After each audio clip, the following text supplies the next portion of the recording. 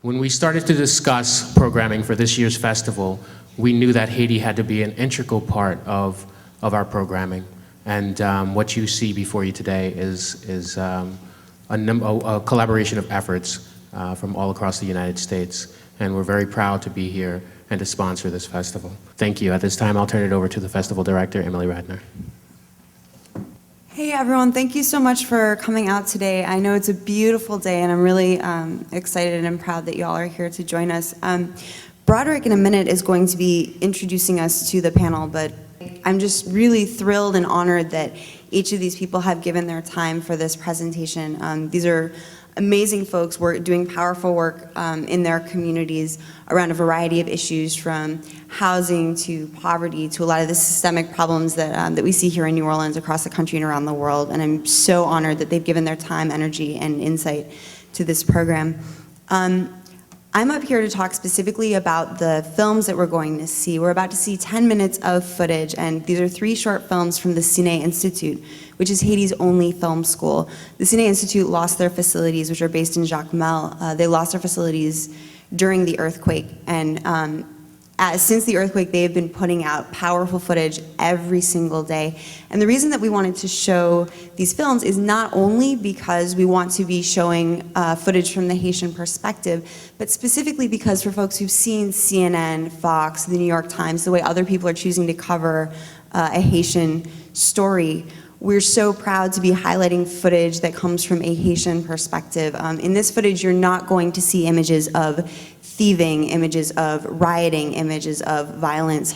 What you're seeing is folks who are doing their best to make their way through an unimaginable disaster. These are folks who are helping each other as they try to navigate this madness. So the first film is about the day of the earthquake and how that was experienced by some of the filmmakers at the Cine Institute. The second film focuses on heroes from the earthquake, how folks are coming together and helping each other to survive this disaster. And then the third is footage of a protest against food shortages. And it's a pretty rough film, but the reason we really wanted to include it is that it shows exactly how Haitians are dealing with these issues. And it's not, you know, the vast majority, it's not with violence and it's not with irrationality at all. So I'm really excited to be able to share this footage from Haiti, and I just want to celebrate the fact that these folks are actually putting out footage for people to be able to see from the day of the quake on. So thanks y'all very much, the Cine Institute, which by the way is one of the Haitian organizations that we're supporting with this festival. Thank you. My name is Broderick Webb. I am one of the people who helps to organize PATOIS, the New Orleans International Human Rights Film Festival, and I will be moderating this discussion today. Moderating is a loaded term. Each of us here in this space together will make this moment together. So we encourage you to feel free to participate vigorously in this discussion. There will be some presenting from our guest here before you, but we certainly want to have your participation. We are a Human Rights Film Festival, and it occurs to me that it is apropos that we are focusing on Haiti at this moment, because human rights owes an immeasurable debt to Haiti. Haiti is the country that articulated for the world a certain concept and notion of access to democracy and freedom. It is what we like to say on the street, it is a mad, thorough case study of taking a population from a slave economy, overthrowing that apparatus by slaves, and coming to its own sovereignty by those very same people. This not only inspires people who are enslaved throughout the world, but it informs everyone else's understanding of the struggle for justice and democracy and human rights throughout the world at that time. So if you can, teleport yourself back to the late 18th century, folks did not really think that a fight for citizenship and democracy included folks like slaves, black slaves of Haiti. They thought it, was at best educated, landed gentry, folks who were, of means. They certainly were not thinking that a slave like Toussaint Louverture could actually rise as the leader of the creation of a new nation state. So this is something that I think that contributes to the very concept of human rights, which is the concept that our festival is organized around. I want to call your attention that today we are hoping to learn together more about what is needed and what is going on with regards to Haiti.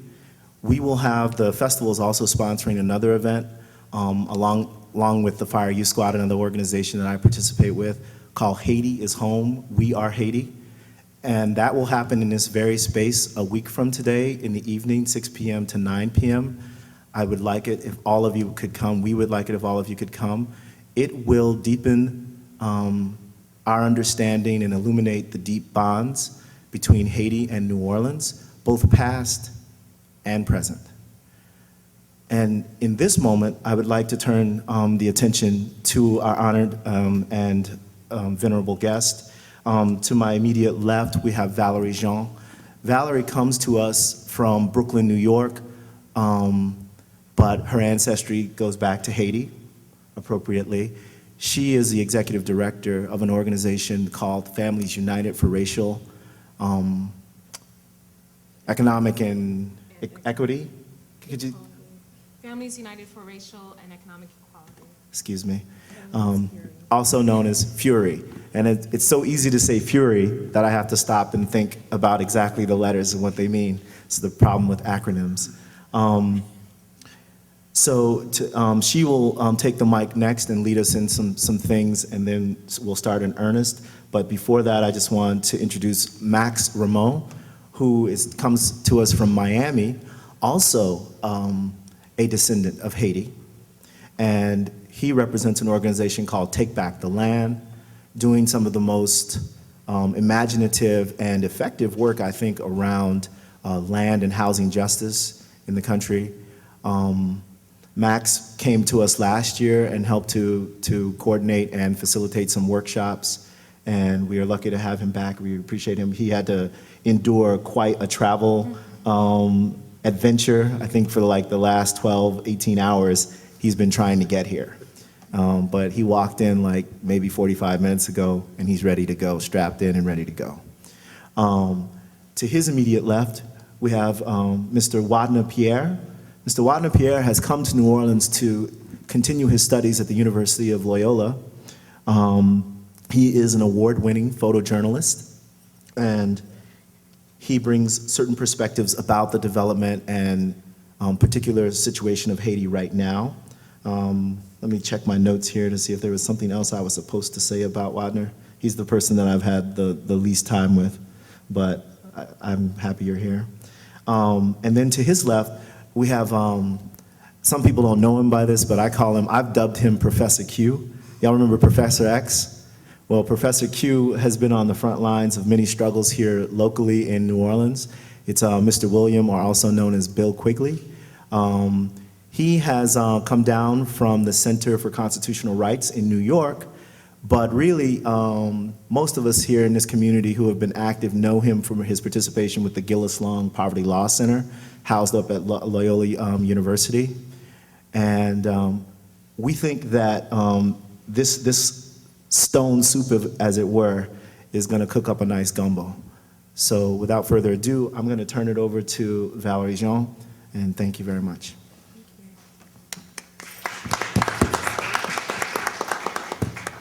Sitting. Hi, everybody. Good afternoon.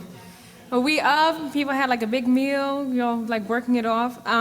So what I'm going to lead us in to make this a little bit more interactive and stuff, we're going to do a bit of call and response, which is something that is a characteristic of different traditions that are connected and rooted in African traditional religions and so on. And as many people know, like whether it's good or bad, we could talk about that later after the panel, that many people in Haiti are rooted in the tradition called Haitian Vodou.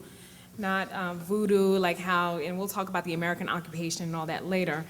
And, you know, is again, African influence, and the language that we're gonna do it in is Haitian Creole.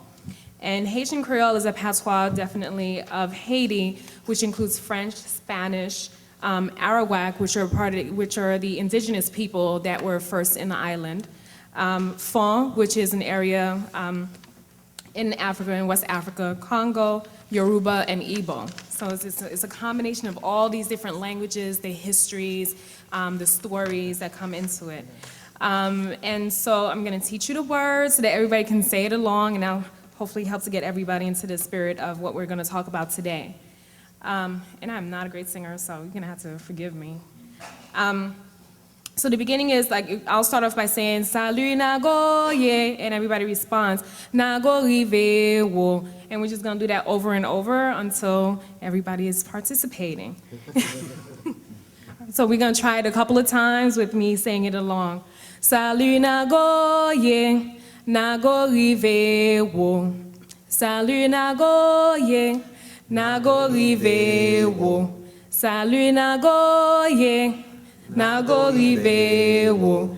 Salut Nagoye, Nago ive wo. Salut Nagoye, Nago ive wo. Salut Nagoye, Nago ive wo. Salut Nagoye, Nago ive wo. Salut Nagoye. Nago ive wo. All right, thank you, y'all. Everybody did great.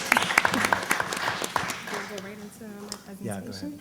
Okay, and so I felt it was important to do something that was rooted in in Vodou, was that we all know the story about the Haitian Revolution. I'm gonna talk about what happened before the Haitian Revolution, but just as to just kind of explain it, like in August of 1791, a ceremony known as Wakaima was what started the Haitian Revolution, and we will go into that a bit later. And I know a lot of times, like, we see what goes on in Haiti and are trying to figure out, like, what are some of the historical contexts that sets up the occupation of Haiti, the issue of imperialism, the issue of humanitarian aid, which really covers up militarization and so on.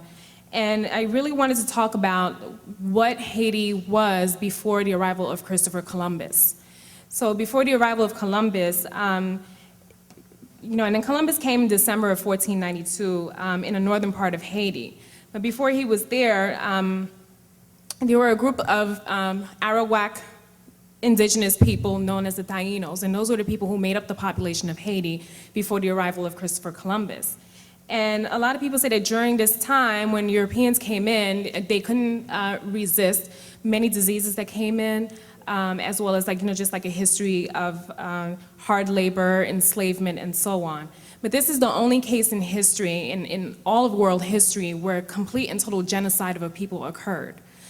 We talk about the Holocaust that occurred throughout Europe, and we talk about different forms of Holocaust for other people, but this is the only moment in history where there was a complete decimation of Arawak and Taino Indians. And not only did they have to deal with Europeans, they also had to defend themselves from the Carib Indians who came from the northeast, what is now known as the Dominican Republic. And the Caribs were more, you know, like military in strength. The Taínos were more, you know, peaceful, agricultural, subsistence farming type peoples, and really didn't have any defenses against them. And apart from dying from disease and smallpox, by 1507, remember that Christopher Columbus came in 1492, by 1507, a population that numbered between 3 million and 4 million indigenous people shrunk down to 60,000. You know, which is a huge thing when you're trying to imagine what 3 million people look like and how do you shrink it down to 60,000. And by 1531, the Taínos numbered at 600. So by the period when the Spanish first occupied Haiti, the Taínos were forced to give what was pretty much like a tribute, you know, to the Spaniards that came in. And that tribute had to be in gold, it had to be in cotton, and these are all very labor-intensive materials to come up with. Anybody, I mean, we don't have to go too much into cotton, but gold has to be mined, and we're talking about people who are used to farming, who didn't really have much need for gold and any of those other material goods. And what it did, and then there is some evidence of uprisings against the Spanish, but none of them were very successful. The 5 leaders or within the Taíno tradition who led any kind of uprisings were all subsequently arrested and hung in Santo Domingo. And most notably, one was Ana Coana, and I have to mention the women in Haitian history, because people tend to not to, and anybody who's here on the panel, of course. And she was one of those people, you have a woman leading, a rebellion or revolt against the Spaniards, and she was arrested and hung. So we're gonna move, and I'm really sorry because it's hard to do 400 years of history in 15 minutes. So I'm sorry if I'm going a little too fast. When we have a Q&A, I can definitely talk about stuff in a little bit more detail. So now we're moving to the Spanish period, which is between 1492 and 1697. Right. First off, everybody knows that Christopher Columbus was just a straight up liar in so many different ways. So one of the things that he lied about to Ferdinand and Isabella was the amount of gold that was in Haiti. And by the time that he went to his second voyage, the Spaniards expected just really large amounts of gold through the tributes that they were asking for the people. When the tribute failed, what the system now switched into was a service, which was called repartimiento, or the apportionment of people, and the system of encomiendas. And so the apportionment was pretty much apportioning people. So you had groups of people being apportioned to different sailors, to different landowners, to different plantation owners. And encomienda pretty much said that, what was different about that is just I'm commending a group of people to these, to slave owners or whoever, and in return they had to be taught Christianity. They had to be taught Catholicism. And what those two systems effectively did was introduce the system of slavery into Haiti.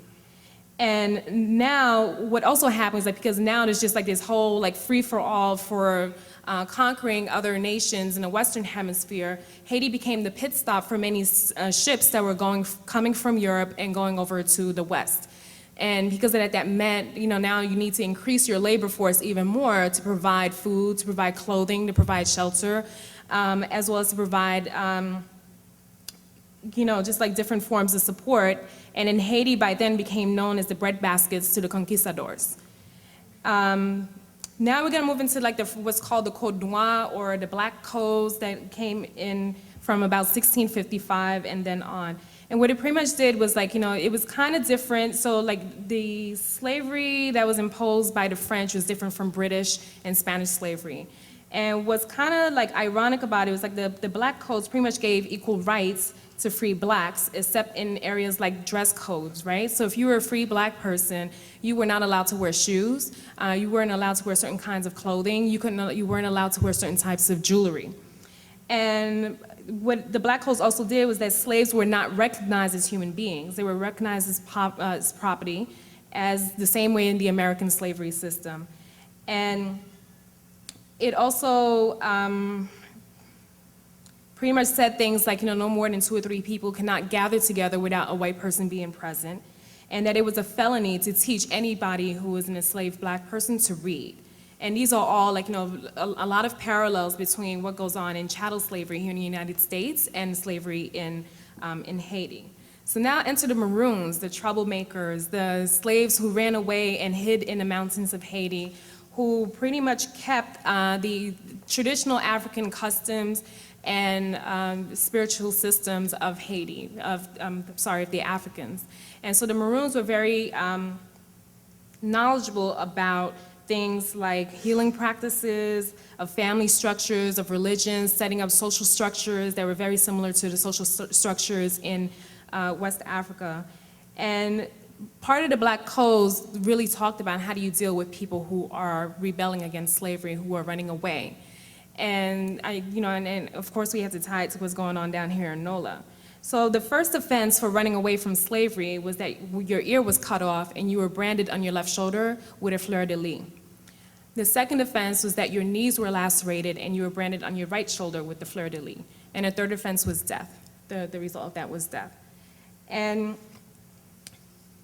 with the Maroons going on, they pretty much kept the rebellions constant, but again, just like the Taínos, the rebellions were not effective. We're talking about small groups of people that were going against people who had a lot of arms, a lot of resources, a lot of power. Not just the power that they had on the island, but power like of calling people from overseas to help them.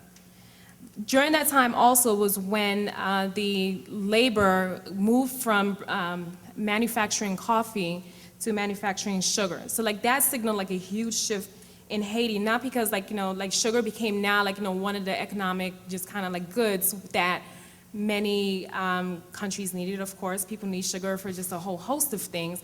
But what it did is that it allowed the free blacks now to take over the coffee trade, and by the 1760s, they rivaled the sugar trade. And it's really important to know that because I'm going to bring that up again when we talk about what happened before the Haitian Revolution.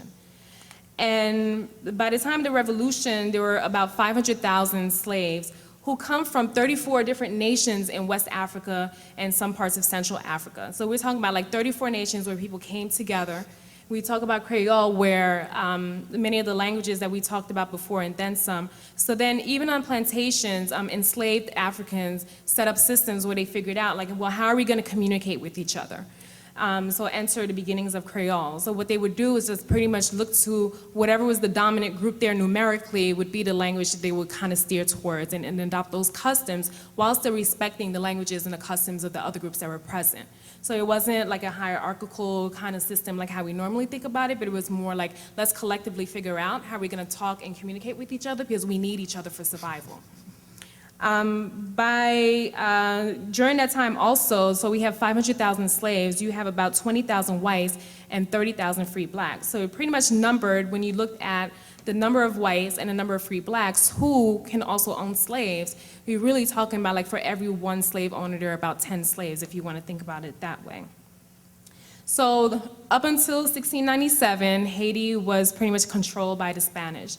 And in 1697, the Treaty of Ryswick gave what was then known as Santo Domingo to now Saint-Domingue. And this is the treaty that gave Haiti, or the island of Hispaniola, all the different names that everybody gives it, but the indigenous ones, gave it over to the French. And so, we're talking about the French systems of slavery. We're talking about like just all sorts of different movements that are happening within the island. The prelude to the Haitian Revolution is notably like several rebellions were going on throughout the world at the same time. And the one that mostly influenced the Haitian Revolution was the French Revolution, right? So it was like the whole idea of like people having equal human rights, the whole idea of, just really fairly redistributing how power is talked about, how money is talked about, and so on. And before and so in Haiti, there are three key moments that we have to pay attention to. So the first moment was around the planters who in Haiti at the time wanted to move from being independent from France. Because for the planters, what France essentially did was tell them that you cannot export any of your goods to anyone but to France. And anybody knows, anybody who wants to make money don't want nobody telling them how to run their money, right? But because nobody ever follows the laws, rightly and exactly, like a lot of the French plantation owners or the French planters were exporting, like undercover or underground, to other areas like what is now known as the United States, to Central and South America, and so on. The second key moment was also the people of color, or the free blacks, some of which are known as the affranchis, which are the black elites who owned slaves, who ran the coffee trade, who was making a whole lot of money but still couldn't wear shoes, and they wanted to be recognized as full citizens of the island. And then the third key moment during there, of course, is the uprising in 1791. And so at that time, Saint-Domingue was the richest colony in the Western Hemisphere. Like it was beating out everybody because they had a whole lot of exports. It was sugar, it was coffee, it was cotton, it was indigo, it was tobacco, as well as some fruits and vegetables. And at the time also, there were four interest groups. So you had the whites, which consisted of the planters, which were the plantation owners, as well as what they call the petits blancs, or whites who weren't rich, but some of them owned probably like 1 or 2 slaves. They're really managing by, or something that we would equate to the middle class or the working class to here. And the second groups were the free persons of color, who've either purchased their own freedom or they were given freedom through, for a whole host of reasons, like having a child with a white person or wanted to marry and move on and stuff. And the third group were the black slaves, and those are the ones who were pretty much like separated into two groups, the field hands and the household servants. And the fourth group are the maroons, which is just like the wild, crazy people out in the mountains, still just plotting and planning how we're gonna liberate the island. And so we talked about how the exclusive trade with France, pretty much helped to set up the revolution. And so we had Wakaima in August of 1791. And Wakaima was pretty much a voodoo ceremony that paid tribute to Ogun, which is the loi of war and resistance and metal and iron, and Ezili Dantor, which is the female loi, who also represented the female spirit of that. And the ceremony of Wakaima was initiated by Dutty Boukman, who was a Jamaican that was in Haiti at the time. So remember all that undercover exporting that was happening with the sugar and the goods and so on. Well, part of the islands, one island that was also involved in that undercover export was Jamaica. So enter bringing in Jamaican persons who were not necessarily slaves but weren't necessarily free. But Dutty Boukman was definitely a slave from Jamaica who was pretty much sent over here to Haiti. I'm not gonna talk too much about the Haitian Revolution because I kind of feel like a lot of people hear about it, we talk about it. You have to know definitely the key names. Everybody talks about Toussaint Louverture, but forget to talk about Jean-Jacques Dessalines. So Toussaint Louverture was a household servant, a household slave at the time, and his form of independence for Haiti was really about creating a Haitian colony, pretty much, of France. That was more in line with French laws and customs and so on. And Jean-Jacques Dessalines was more about just total and complete self-determination for Haitian people that were there. And a lot of times we also don't talk about the role of women like Marie-Jeanne or Défilé La Folle, who were women who, Haiti wasn't like other just kind of armies that were involved in war. Women fought alongside men. Women strategized different battles, key battles within the Haitian Revolution as well as men did. And many times it was the women who were able to infiltrate different populations and infiltrate different plantations where they could speak to more enslaved persons and get them to really thinking about we need to have a revolution and we need to have an uprising for freedom. And part of that also meant that some of the operations included, right? So we talked about the Maroons who kept the African cultures and traditions together, who taught a lot of people who were in battle the use of poisons. So going in and poisoning water systems to kill plantation owners and army persons, as well as just really taking in a plantation from the inside. And this huge widespread fear that was going around forced many of the planters to impose even stricter codes, which now call for just very minor offenses, just death. And so needless to say, with any armed struggle, there was nothing just really non-graphic about it. But it was also important to know that the vast knowledge that people are bringing in is still trickling down from the moment that the first Africans were brought into Haiti in 1507. And so when Haiti won their independence in 1803, it's celebrated in 1804, but the independence was won in 1803. Dessalines, who is now the first emperor of Haiti, wrote in the first constitution of Haiti that no whites can own land there. They can live there but cannot own land, because at the time land was the utmost kind of form of wealth, and it still is today, which is why we have many struggles around the world around occupation, who owns land, gentrification over there, and so on. And then I'm gonna fast forward now from 1804, because we could talk about all, there was a period of 10 years where Haiti had 6 emperors, and that was just really crazy. But we're gonna fast forward to the US occupation of Haiti, which began in 1915 and ended in 1934. And this really pretty much is a critical moment in the development of American imperialism outside of the United States at all, right? And so around the time, shortly before the American occupation, Haiti was occupied by Germany.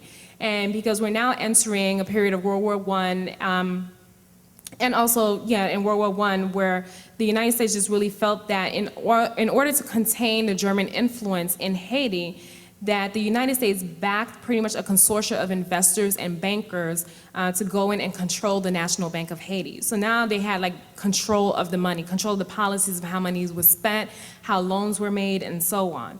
And an uprising against that system in 1915 led to the United States sending in Marines into Haiti. And that was when like people really like talk about like how it wasn't just bringing in the Marines, but bringing in like the power influences where now you had like just a whole system of pretty much oppressing people who kept really closely to like revolutionary ideals or keeping closely to ideals that brought back like traditional African cultures and so on. And this is also around the time where you start hearing about negative media portrayals of Vodou. You know, like you had a lot of documentaries, which is also around the time of, why is this name escaping me? The film. Birth of a Nation, thank you. I'm sorry, D.W. Griffin. Oh, how did I forget that? Griffith, I show that all the time. 1915. So around that time also is when it was just like widespread. I guess, you know, people who were conservatives and so on felt that, well, if we're going to like really use propaganda, let's use media, right? And we're still suffering with that today. Let's use media as a way to get people's heads all kinds of, you know, like creating stereotypes, stigmatizing people based on race, class, and gender, and using that as a way to pretty much support the ideals of imperialism, capitalism, and any form of oppression that we talk about. And the Marines also went in, when we talk about the Marines going in to quell the uprising, it wasn't really to like, you know, to kill the violence that people had against people, but their number one interest was around protecting corporate interests that were in the island. And notably, one of the largest companies was Hasco, which is a sugar company, and they sent about 330 Marines there to protect just that company. They didn't care that people were dying in the street. They didn't care about all that, and I'm sure all of our panelists will talk about like, you know, what that really means. And since 1915, a lot of people outside of the United States and in Haiti, particularly France, pretty much put responsibility on the United States for devastating the economy of Haiti at that time. You know, again, Haiti, up until then, was still the richest nation in the Western Hemisphere. And just by stymieing the banks, stymieing the customs houses, by putting in laws that include, like, you know, increasing large tariffs on import and export, it helped to slow down the economy of Haiti, which is still a very much agricultural-based economy, right? We still have the sugar, we still have the coffee, we still have cotton, all of that being exported to other nations throughout the Western Hemisphere as well as the Eastern Hemisphere.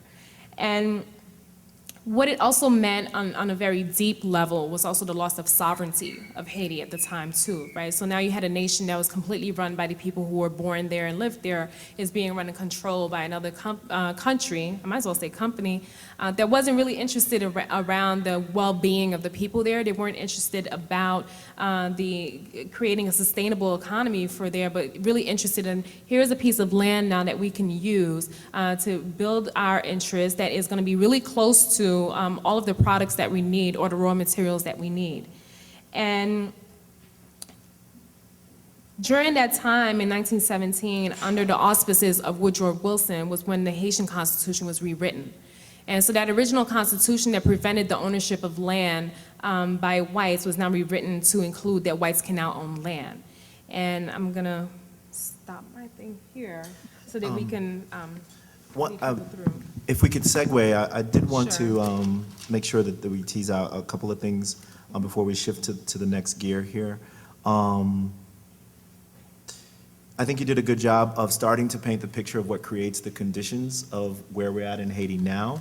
But if you could also maybe speak from a historical perspective to the tie-in to the purchase of the Louisiana Territory. Sure. And the impact of the progression of North American imperialism, and specifically here in the state of Louisiana and New Orleans.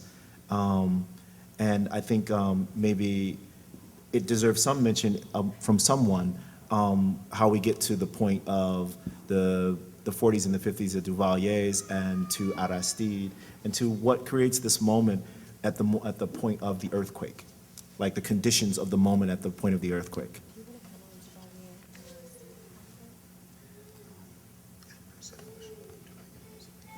What was the question about getting to the point of Duvalier and Aristide, like how does it? Yeah, so we're wanting to understand, I think, there, in discussions around New Orleans that I have participated in, I think some of the most conscientious folks have been saying that it's as if, like, oh, Haiti has no structure, has no infrastructure, has no government that we need to be aware of and need to listen to, and they're just this, these poor folks over there, they need the U.S. to come in and like, bring them aid, but, they have no infrastructure, so we can't get in. And like, it's creating a kind of mythology that we as, I think, post-Katrina New Orleanians can relate to. Like we're just a bunch of, folks who don't know anything here, who haven't done anything, and we're, and we need a paternalistic entity to come in and take care of everything for us, right? And I think that reasonable folks know that that's a bunch of bullshit. So I think some of what happens in the years of the, from the 50s to the 70s, and then what happens around Aristide, helps to create this kind of mythology and this kind of context.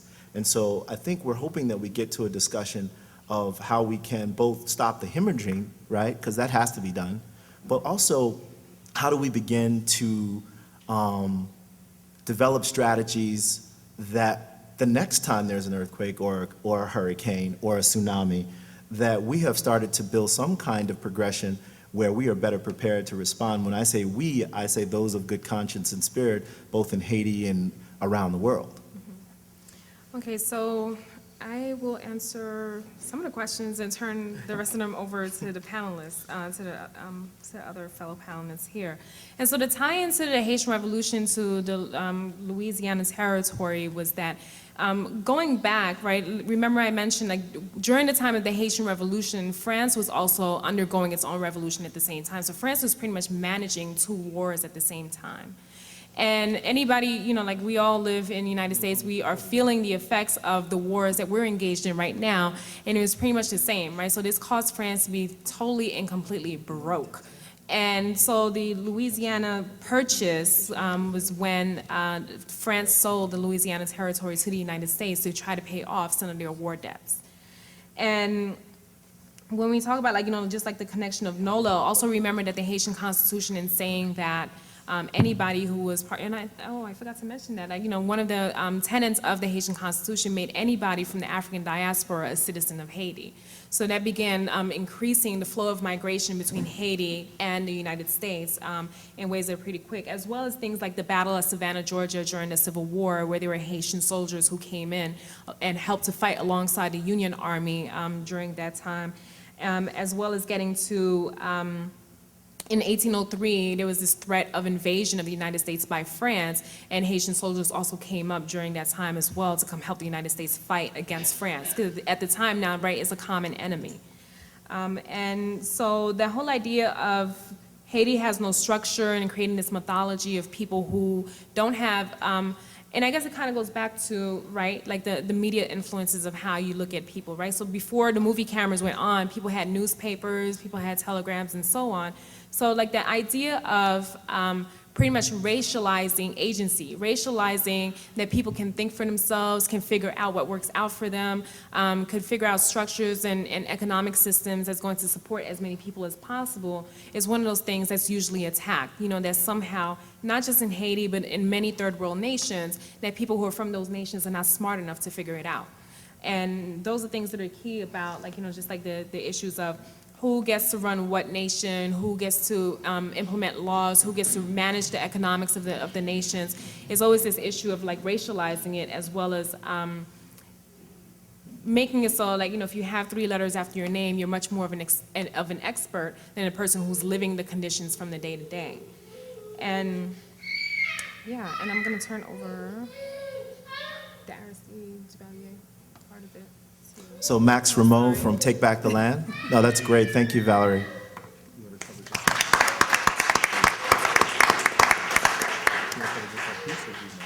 No, you can take it from there.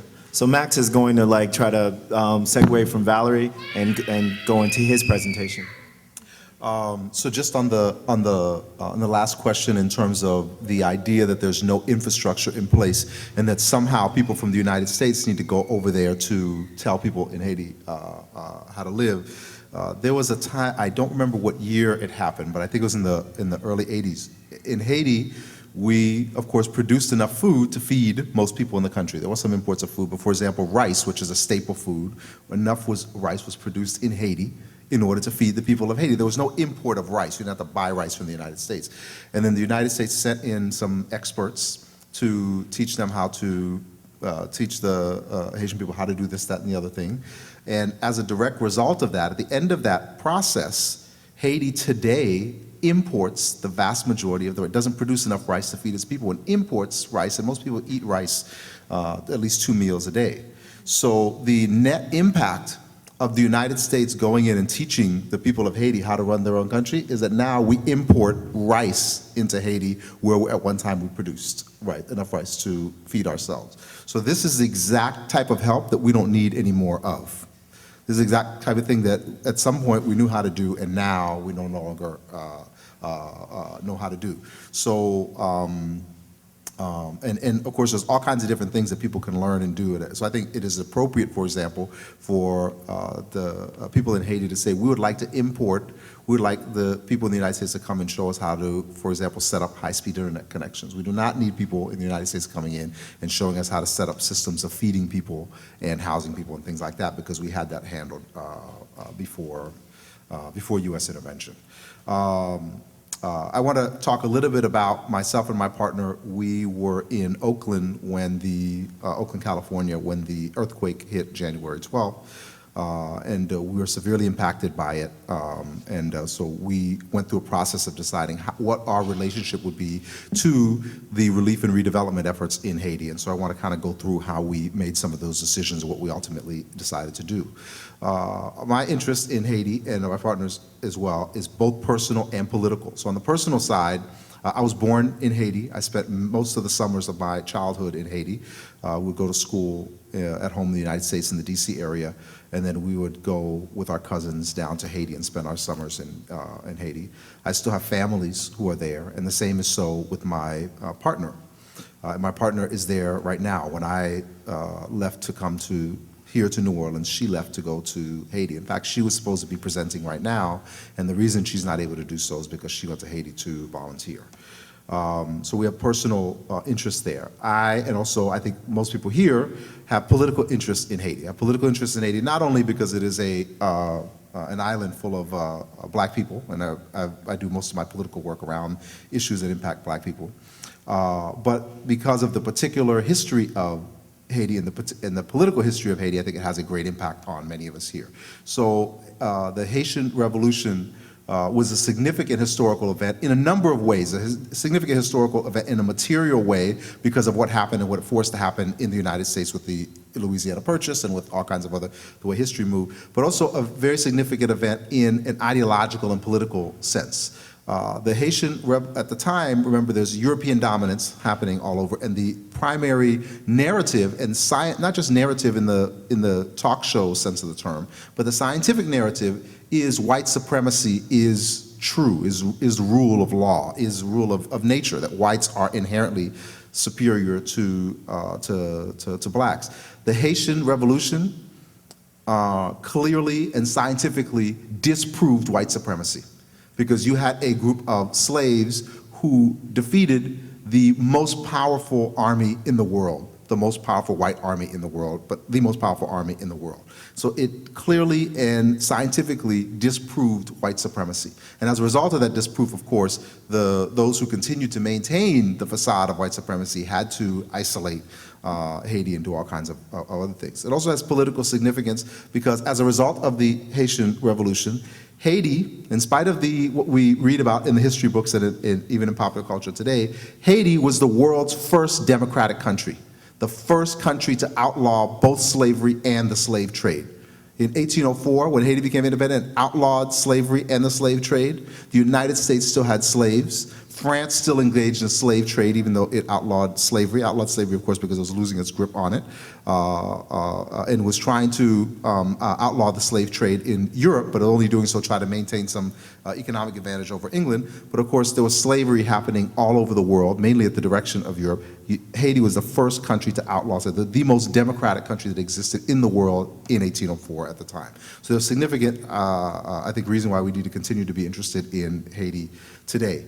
As a result of the earthquake on January 12th of this year, a lot of things happened physically in terms of destruction, but I think a lot of things, there's also a lot of destruction in terms of the social economic system in Haiti as well. And I think one of the net effects of such a devastating earthquake there was that it reset a number of social and economic relationships back to zero.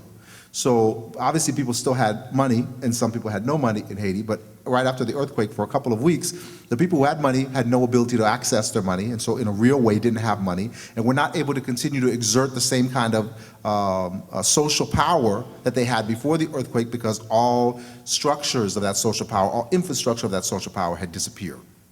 So what that created then with this reset to zero is it created a vacuum of sorts, and that was an opportunity or an ability for social relationships to be completely and totally reset, depending on the level of organization of each segment. And of course, there's inherently more organization that exists on the side of those who have power and those who have organization to exert the power.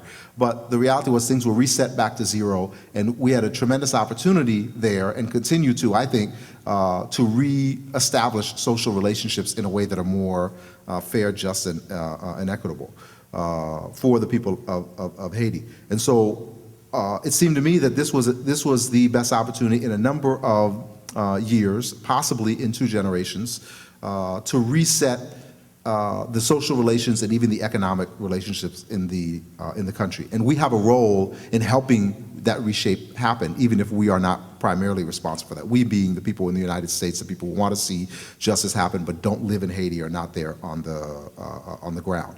But the same way that there was an opportunity there for there to be a reset of economic conditions to the benefit of poor people, there was also an opportunity, which we're starting to see now, for there to be a further consolidation of power there, and for colonial powers to come in where they didn't have an opportunity before, and now suddenly they have an opportunity to come in and exert all kinds of pressure. So where there are billions of dollars that are going into Haiti to rebuild, the question is, who is Haiti going to be rebuilt for? Is it going to be rebuilt for the Haitian people, or is it going to be built for corporations in the United States who want to go in there and they want to have new roads to build on, and they want to be able to new roads to drive on, and they want to be able to do certain things that they were not able to do before. Therefore, we think that there's a responsibility to build a new Haiti, but there's a responsibility to build a new Haiti with democratic institutions. Democratic, not only governmental institutions, but democratic economic institutions. Institutions which cater to the needs of the majority of people, not just cater to the needs of the minority of people, or the wealthy people, and those who are visiting or just going there to extract money. What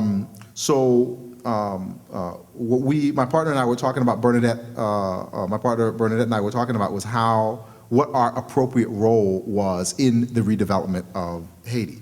And we recognized very early on that we cannot rebuild Haiti. It's not within our power or in our responsibility to rebuild Haiti. We can only support the efforts of those who are trying to rebuild Haiti in a democratic way. And so our primary responsibility then was not to rebuild Haiti. Our primary responsibility was to support those organizations on the ground there who are trying to rebuild Haiti in a democratic fashion. And that was the first one, but the second part of that then is, if we're supporting the organizations who are trying to rebuild Haiti in a democratic fashion, that means we have to actively oppose those institutions, organizations that are trying to rebuild Haiti in a non-democratic and a hierarchical way. So there were really 2 parts to what we were doing, or two responsibilities that we have. One is rebuild in a democratic way, and the second is to oppose the non-democratic institutions that are trying to rebuild there. The direct response to the disaster, I think, fell in 2 parts: the relief and redevelopment. We've heard a lot about relief, and relief is extremely important immediately after a crisis, the stopping of the wound, so to speak. And it required covering things like immediate care, emergency situations, and just going and making sure people had enough food and water to survive until the next day. And we did do some of this, although this was not our main area of concern. Our main area of concern was on the redevelopment side. I do want to say about the relief side, I think there are 2 things which came clear as part of the relief effort. First and foremost, the relief that happened in Haiti was, the relief part was de-emphasized, the delivery of food, the delivery of things, of medical supplies, and what was emphasized instead was the law and order portion of the relief. And so relief was militarized in a real way. And I think there were times when there was food sitting on the docks And I think that was done intentionally to create the sense of scarcity, intentionally in order to create the food riots kind of situation that we saw, and therefore to justify an over heavily military situation. The reality is there would not have been any of those food riots if all the food, which was there on the ports, would have been given to people. People would have been too busy cooking food to spend their time rioting. But I think I think that those situations were somewhat manufactured in order to justify prioritizing the use of the military over the delivery of food. The second issue in terms of the relief was that even inside of the relief efforts, where the relief efforts were happening and were legitimate, there were some class tendencies which were expressed in the relief effort. My partner Bernadette, her brother went down there immediately after the earthquake. He was there 2 days afterwards, and he saw relief efforts go right by poor neighborhoods and go into wealthier neighborhoods. So one of the places where some of the U.S. relief efforts went, there was, I don't know what fire department was, but several U.S. fire departments went, and they helped people escape from a supermarket which had collapsed. Which is important, but I'm not arguing that they should not do that. But it was a well-to-do. It was like a Whole Foods kind of supermarket where it was organic food, but it was a place where wealthy people shopped, and so they would basically pass 50 corner stores where poor people would shop and not do any relief work there, and they would go to the Whole Foods in order to do the relief there. And I'm sure in their mind they thought they were doing the right thing, and they were actually engaging in real relief effort. I'm not saying that they weren't. I'm just saying that even the relief effort there, you could see the class biases which existed there, and they played itself out even inside of the legitimate relief effort work. And I think that happens in many places. It certainly happened in relief efforts after Hurricane Katrina, and I saw it happen after Hurricane Andrew in Miami, and it happened there in Haiti. Redevelopment, however, is where we decided to focus our attention, is a long-term redevelopment of Haiti. I do want to make clear that we do think that redevelopment, even though we use it and we talk about it, is a bit of a misnomer. It seems to suggest that everything that fell down we want to rebuild back up, but it's quite the opposite. We want to take the idea that a bunch of these things fell down, we want to build something new in their place. And we want to build something new which benefits a greater number of people, the majority of people, rather than a small number of people. So we're using redevelopment, but understanding that there is some, that term probably is not the most correct one. So in terms of our focus, we focused on redevelopment rather than on relief. And we decided that the way we needed to do that was by supporting an organization or organizations on the ground that were redeveloping democratic institutions in ways that centered on the needs of the majority of people rather than on the wants of the minority of people or the wants of corporations that existed outside of the United States. So our primary task, we felt, was to help build the capacity of organizations that were doing on-the-ground work in Haiti, that were doing empowerment, community empowerment work in Haiti. So in the same way that you and your communities, you identify organizations that you think are doing good work, and you build capacity with those communities by going to their fundraisers, by going to their events, by volunteering for them, by doing whatever it is, or being a member of an organization, we felt like the best thing that we could do was to provide support services in order to build the capacity of those organizations there. And the more quickly we could build up the capacity of those organizations there, and therefore build the capacity of low-income communities there, if we could get that to happen either at the same time, even if it happened at a slightly smaller scale or at a slower rate than it did as the rest of the portions of the Haitian community that were in power before the earthquake, then it would still benefit low-income communities because the power dynamic was so disproportionate before. So we feel that by providing capacity to progressive organizations now, we can help rebuild a democratic and decent Haitian society in the future. So that's where we decided that we were going to focus our attention. We established a series of principles that we wanted to see in effect. So the principles that we decided on in terms of rebuilding efforts, our support efforts, was that we were to support rebuilding efforts, not lead them. So we didn't think it was appropriate for us to lead those. We were supposed to support rebuilding efforts that matched the needs of the many, not the wants of the few, that we supported democratic development processes, and that the development that we supported was people-centered, not corporate-centered, and that the development process that we supported was ecologically sound. And so we felt like the things that we did had to meet all of these criteria in order for us to be in support of them. And so we're trying to be as stringent as we could about that. And of course, we know that given the way things are, sometimes we could miss on a few of these. I do want to say also that we feel like a lot of organizations and individuals who are going over there now to help, under the auspices of going over there to help, are not meeting these criteria and therefore are doing more harm than good. And I think one thing that's extremely dangerous that's happening right now is people are going down there, and even though they can be providing some support and some help, they're going down there primarily with the intention of seeing a disaster. And they want to go down there to see how bad things are. And this is disaster tourism.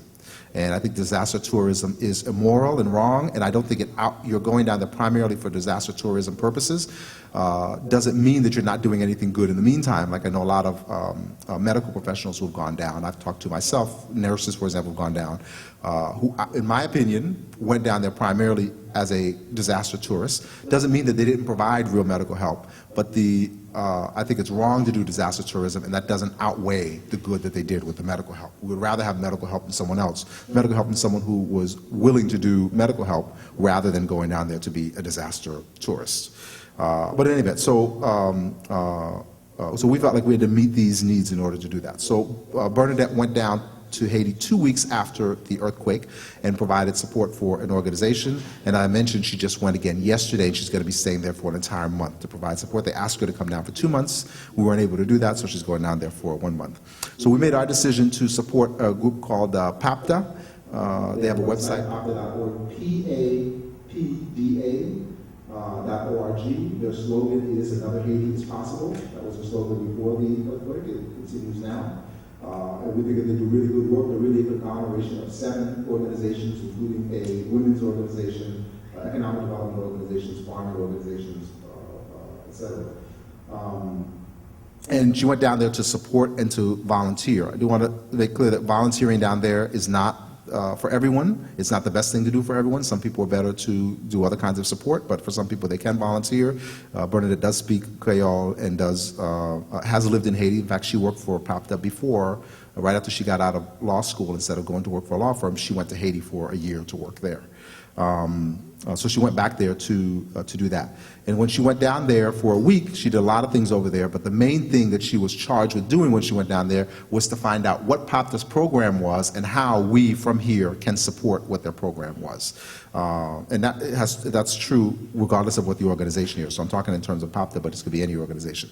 So her primary mission when she went for a week before was to find out what the organizations on the ground are doing and then find out what we can do to support those things. So what PAPTA had planned was to do a series of town hall meetings in order to get people directly involved in the process of redevelopment, number one, to get people, create a venue through which people can be involved in the discussion about what redevelopment can and should look like, and then secondly, to put pressure on both the government and the NGOs who are coming into Haiti to say that here we have people who want to be involved in the development process. Don't make this development process happen around us. We want to be involved in it, and this is where we want to have our entry point.